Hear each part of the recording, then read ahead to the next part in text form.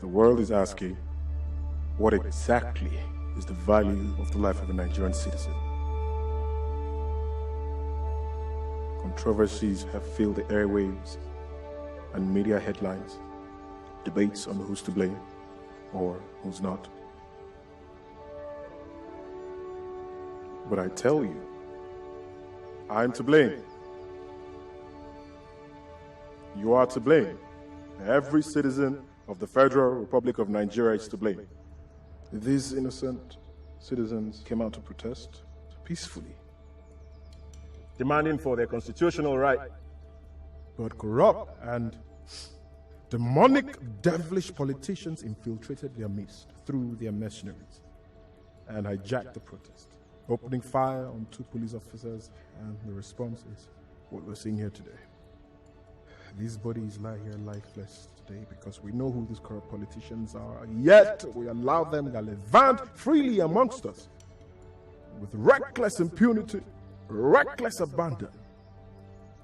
They lie here lifeless today because as a government organization and private organization, we see corruption flourishing and we do nothing about it.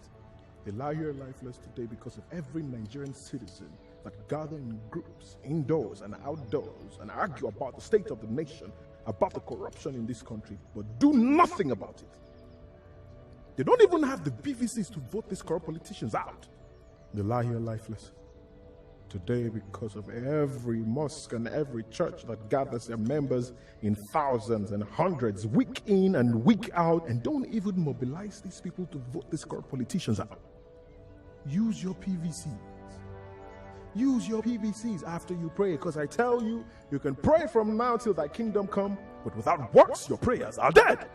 Our brothers and sisters feed on wild plants and drink of their own urine so they can quench their thirst from the scorching sun of the Sahara while they cross in search of greener pasture. And above that same Sahara, 35,000 feet above, we have these men sitting in their luxurious jets, sipping on expensive wine and corseted in their first-class seats while they loot away our national treasure into banks in the United Kingdom. Thousands of your brothers and sisters, your sons and daughters, are fed on by sea creatures and sharks while their boat capsized in the Mediterranean Sea, all because they were looking for greener pastures in a foreign land. And then you have these men sitting their ugly, grotesque backsides on beaches in Malaga, Malibu, feeding on foods gotten from the same creatures that have for so long fed on your long-lost, youthful compatriots. But today ends the reign of terror with this evil that they've done. Because we're joined by 200 million Nigerians home and abroad. And with one voice we say, that thus far and no more. These bodies lying here today, they're crying out for vengeance. But not only for themselves.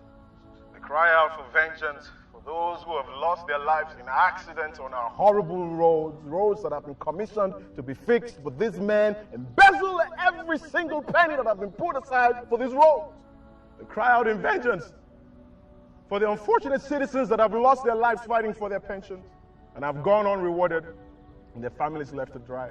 They cry out in vengeance for those that have lost their lives in civil and religious crises masterminded by these evil geniuses. They cry out in vengeance for our soldiers who have lost their lives to insurgents sponsored by these devilish politicians. They cry out in vengeance for our failed justice system that has seen thousands of men and women in prison for crimes they know nothing about. We will not be dismayed, my fellow compatriots. But there's absolutely nothing wrong with Nigeria that cannot be fixed by what is right with Nigeria. These masquerades of slavery have made a wrong spectacle of this great nation to the world. But together we will reconstruct the headlines and change the narrative. From our schools to our churches and our mosques, from our offices to organizations and our fora, from door to door and on every media platform, declare that henceforth there will be no peace for the wicked. Nigerians may have been slow, but we are not weak. We may have acted cowardly, but we are not stupid. We might have been silent, but we are not indecisive. Nigerians all over the world rise today to mourn our loss. And we say that we will no longer give oxygen to these thieves so that they choke on their iniquities. We'll vote them out of office. Give corruption a befitting burial in our land. And together we will build a nation, so much so that the international community will join us in saying, "O death, where is your sting? O corruption, where is your victory?" So arise, O compatriots, Nigeria's call obey. Serve our fatherland with love and strength and faith. The labor of our heroes past shall never be in vain. To serve with heart and might, one nation bound in freedom, peace and unity.